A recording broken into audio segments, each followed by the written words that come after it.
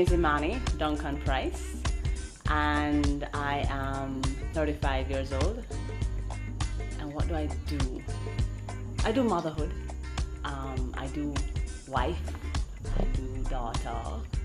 I do friend. I do me. I do family. I work very hard, but thank goodness I've been very fortunate to know I have the choice to love what I do. Otherwise I could not do the days that I do. And so at JMMB, or it's the Senate, or it's working on tax reform, or working with youth, it's all about contributions. It doesn't feel like work to me. It's how I choose to focus on making a contribution. And I think that's part of why I'm not going crazy, but in fact, loving life.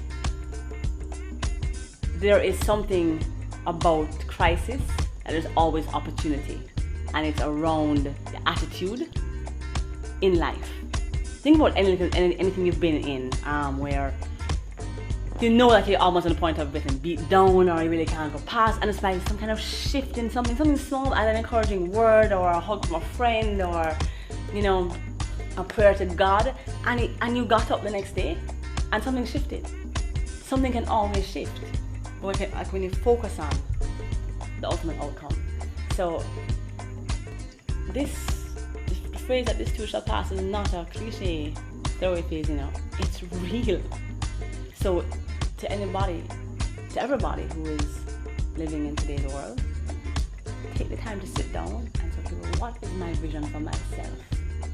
What is my vision for my family? If you have a family, meaning of, nuclear family, etc. What's the vision for yourself though? My sister, Marina, when I was 14 years old, she committed suicide. We were very close. She was 9 years older than me. And at 14, it's hard to understand. So you understand, but it's hard to understand the emotional trauma. Of course, it could get to that point of such despair to take their own life, And it rocked my family.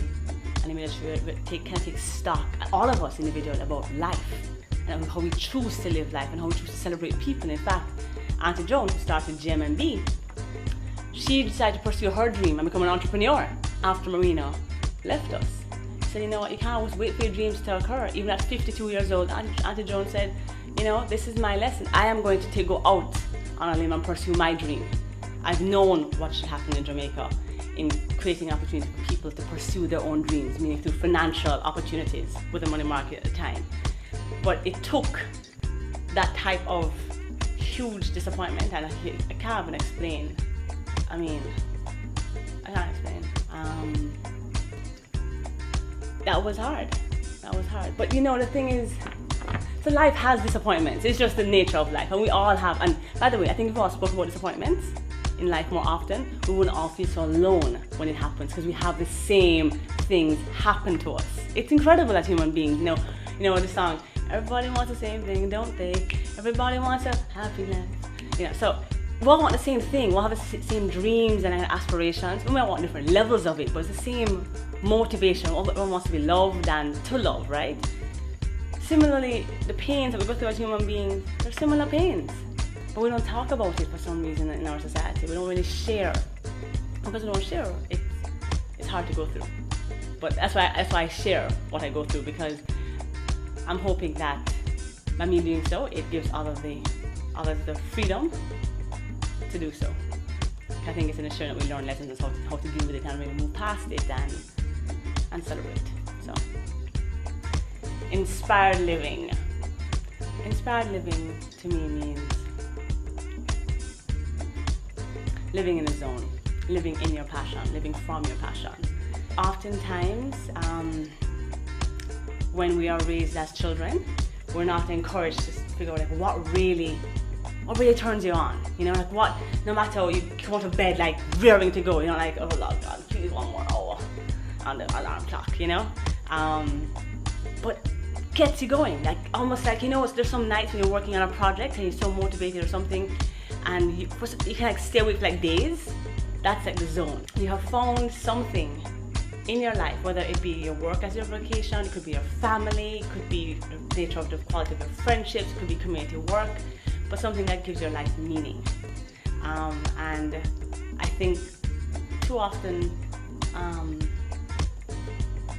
don't know what happened to some of our spirits.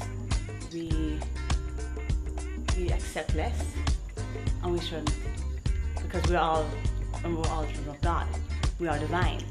And so we already are amazing people just by being who we are. If we remember who we are, then you'll find the passion.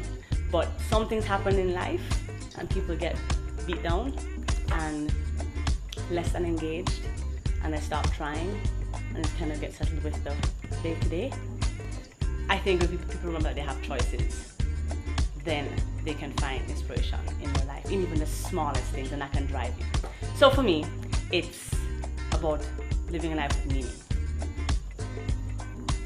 Okay, all right, I'm done.